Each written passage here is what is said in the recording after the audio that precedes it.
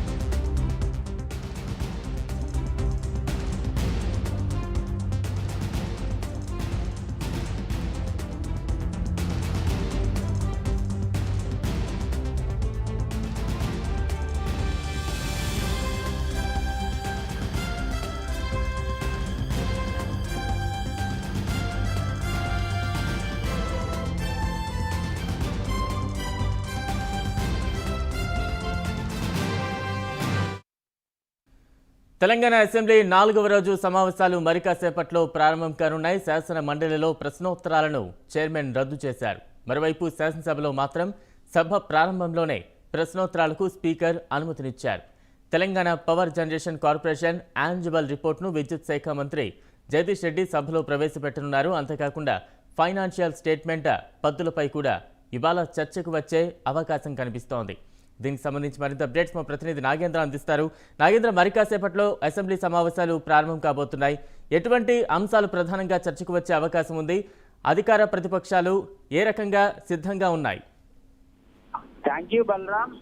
ఈరోజు 4వ రోజు అసెంబ్లీ సమావేశాలు 10 గంటలకి ప్రారంభం కాబోతున్నాయి. ముఖ్యంగా ఈ రోజు బడ్జెట్ పై ఆర్థిక మంత్రి హరీష్ రావు ఈ రోజు సభ్యులకు సమాధానం చెప్పబోతున్నారు. ముఖ్యంగా శాసన మండలిలో ప్రశ్నోత్తరాలను రద్దు చేస్తే ఈ రోజు అసెంబ్లీ సమావేశాల్లో మాత్రం ప్రశ్నోత్తరాలు ప్రారంభమవుతాయి. ముఖ్యంగా ఈ రోజు జరిగేటటువంటి అసెంబ్లీ సమావేశాల్లో విద్యుత్ శాఖ మంత్రి Jagadish Reddy Telangana power generation corporation కు సంబంధించినటువంటి యాన్యువల్ రిపోర్ట్ ని ఈ రోజు సభలో ప్రవేశపెట్టబోతున్నారు. ముఖ్యంగా ఈ సంవత్సరం విద్యుత్ సంబంధించినటువంటి అన్ని అంశాలను కూడా ఈ రోజు సభ్యులకి వివరించబోతున్నారు. 2023-24 యాన్యువల్ ఫైనాన్షియల్ స్టేట్ కి సంబంధించినటువంటి అంశం పైన ఈ రోజు ప్రధానంగా చర్చ జరగబోతుంది. మొదట్లో జరిగేటటువంటి దీనిపైన సభ్యులందరూ కూడా ప్రశ్నోత్తరాలు సంధించబోతున్నారు. ముఖ్యంగా రోడ్డు మరొకవైపు ఎస్సీ మైనార్టీ డిజేబుల్స్ సంబంధించి, మరొకవైపు సంక్షేమ శాఖ, మరొకవైపు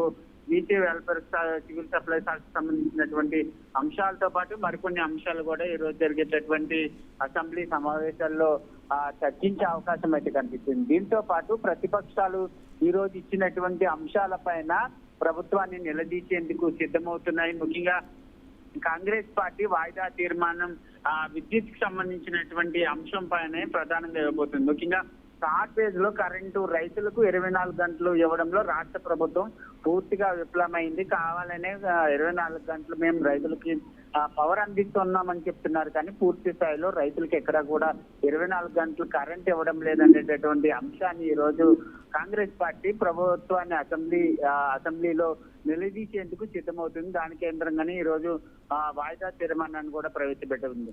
ముఖ్యంగా రైతులకు సంబంధించి కేవలం 5 నుంచి 6 గంటలు మాత్రమే రైతులకి కరెంటు సరఫరా చేస్తున్నారు. దీనివల్ల రైతులు చాలా ఇబ్బందులకు గురవుతున్నారంటూ కూడా ఈ రోజు సిఎల్పి నేత బట్టి విక్రమార్క అధ్యక్షతన కాంగ్రెస్ నేతలంతా కూడా ప్రభుత్వాన్ని నిలదీసేందుకు సిద్ధమవుతున్నటువంటి పరిస్థితి కనబడుతుంది. మరోవైపు బీజేపీ అంశానికి వచ్చేవాడికి బీజేపీ ఉన్నటువంటి 3 ఎమ్మెల్యేలు కూడా తాజాగా కాంగ్రెస్ ముఖ్యంగా తెలంగాణ ప్రభుత్వం చేస్తున్నటువంటి విద్యుత్ కు సంబంధించినటువంటి అంశంలో కీలకంగా ప్రభుత్వాన్ని నిలదీసేందుకు సిద్ధమవుతుందనే చెప్పాలి. బలరాం.